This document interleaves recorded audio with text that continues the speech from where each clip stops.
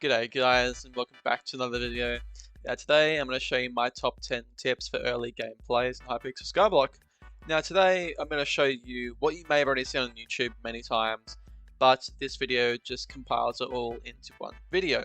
So without further ado, the first one is right behind me. That's the experimentation table, one that I personally love and always do every single day I log on. Now this one is probably the easiest with mods, so I do suggest you get something like Sky Client or Forge, whatever works for you. I'll just briskly go through mine. I'm not trying to get a high streak, just trying to show you what it consists of, which is stuff like this, just having a guess of where stuff is, and it gives you an insane amount of XP and a lot of taming XP too. So right off there, got over 500,000 XP. Now there are lower pairs you have to do, so you will maybe get 20,000. But this is great for number 2. Number 2 being your skills. Skills are super important. Everyone needs to be doing them because this is where you get a lot of Skyblock XP, as you can see. Now, a great one is the enchanting. This one gives you a ton of XP and coins. This even goes from the start. You're getting 5 XP levels every single time. An experimentation table at a very early game can give you upwards of 5 levels per day. You do the math, that there is about 20 to 30 levels a day, which is insane. Also helps early game players unlock those really big enchants, like One for All, Ultimate Wise, and so on, even Soul Eater. Now, my third one is probably one that's less talked about, but that is what pets you should be using. I sadly don't have either of the pets we're going to be showing, but I will in the auction house right now. Now, both these pets we're talking about can actually be grinded instead of bought, essentially. And that would be with the usual Oringo visit. Now, Oringo is one of the people you see when the zoo comes around. Now, the zoo holds 3 pets. One is the lion, the griffin, and the monkey, and so on. The 2 that are super useful, that both give you good stats all around, and one that I actually used for a lot of my early game was the griffin. And the main one I would focus on for early game players is something like a maybe an uncommon, or if you have a bit more money, always shoot for a rare. Now, looking at a rare here, this gives you strength, intelligence, crit chance, crit damage, and magic find, and permanent regen 6 and strength 7. This is an insanely good thing to be aiming for in the early game, but that is 6 mil. So if you need something a little cheaper, I would suggest something like the lion. Now you can even get a epic lion for literally tons less. This gives you speed, strength, and ferocity, and gives you heavy damage on your weapons. Now it's hard to get lots of damage on your weapons early game, but stuff like this is super useful. Now in the thumbnail you can see a crafting table, and if you've watched my videos before, and if you haven't, I suggest you watch the one before this to understand what I'm about to talk about. That is crafting recipes. Crafting recipes are insane. And what I mean by that is, things such as the museum, it requires almost every item in the game to be put in there. Things like swords, helmets, even the cheapest of the weapons. One being the weaponsmith, which I made a video on before. You can make upwards of 10 mil an hour just from this NPC, which is crazy. Same with Rosetta, mine merchants, a little bit, but not as much.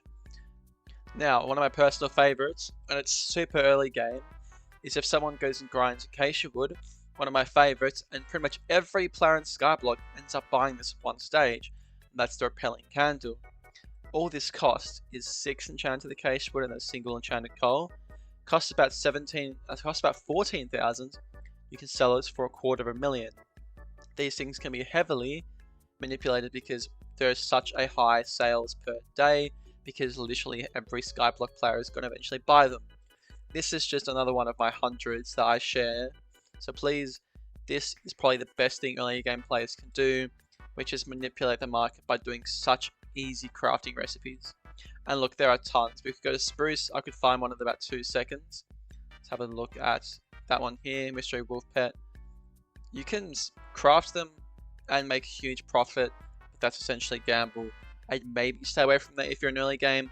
But if you have the money and you've been grinding Chandler Spruce Wood and you want to give your luck a good shot, definitely worth a good try.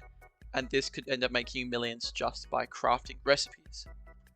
Now, it wouldn't be a early game guide if I didn't include Tia the Fairy. Now, most people know what Tia the Fairy is.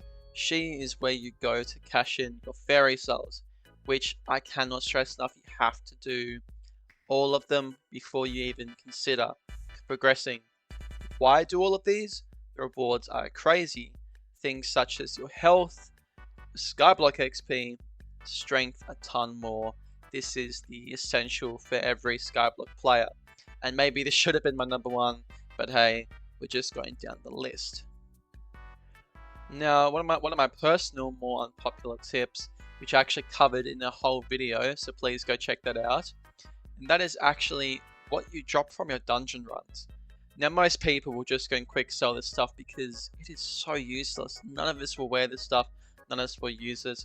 And some even think this is not worth anything on the auction house. But in fact, this is actually worth a lot. And I'd like to just show you 4 random pieces I have right here, each worth about 30 to 40k. Now these things, you can drop tons of these per run.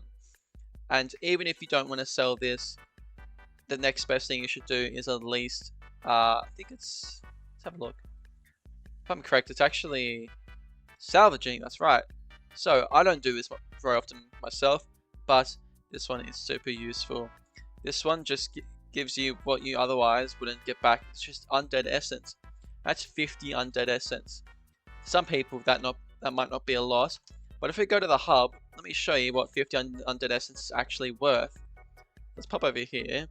Now remembering, early game players will have the bazaar unlocked so quickly. Now if we search up undead essence, right here, and we go to sell, right there I just sold 615 undead essence for 460,000 coins, and you can get that almost every few runs. This undead essence, not only do you get it from runs, but you get it from salvaging like you just saw. So salvaging your gear as an early game player is super useful, and if it may have a high price on the auction house because of its market manipulation, go and sell it. It's such a broken way of making money because you can drop several quantities every single run. So not only can you make money off salvaging, and you can make money off selling, dropping useless dungeon loot actually makes you more than you would think. And look at that, there's a fairy soul right there. Boom. My next tip is probably a pretty easy one. Anyone can do this, even as soon as you log in. And that is rat hunting. Now what is rat hunting? Rats spawn underneath the houses in the Skyblock Hub. Now, I don't know where they are, I'm not going to bother to find them. But if you wander underneath some of the houses, and even an auction house, you'll eventually come across a little rat. Kill this rat, you will receive something called tasty cheese. Now you'll get about 8 of these, and that can sell for around 30 to 40,000 coins for literally free. Lucky number 9. Now what is number 9? That is Rift. Now I have yet to touch the Rift myself despite having hype, but I believe it's better if I let someone else explain. So I'm actually going to link a video in the description on number 9, as it actually makes early game players the most amount of money. Now this one is definitely something I've been asked about in my comments several times before. Why don't I include it? I am now happy. I hope you are. And my last tip is a pretty simple one, and that is when and if you enter dungeons, is to focus on just one class. Now focusing on this one class may be things like Mage or Berserker. Now when you focus on this one class, it also means you need to focus on it outside of dungeons. So for Mage, always focus on getting your mana up as high as possible and getting things such as a sheep pet. Sheep pets are like every mage's dream, helps you with the ability damage, reduces mana costs, so on and so forth. And something maybe for like a tank, which is what I play, I focus on getting pets that will help me with my health, and so on and so forth. Things like a wolf, a berserker, so on. So yeah, that is pretty much my entire top 10 wrapped up. Anyway guys, I hope you enjoyed this little top 10 video and all those other videos compiled into this one video. If you have any questions, ask them in the comments below. Don't even stress, I'll answer every single one of them. And I may even pop in a secret little tip in the comments if you're reading them. Anyway, cheers and have a great rest of your night.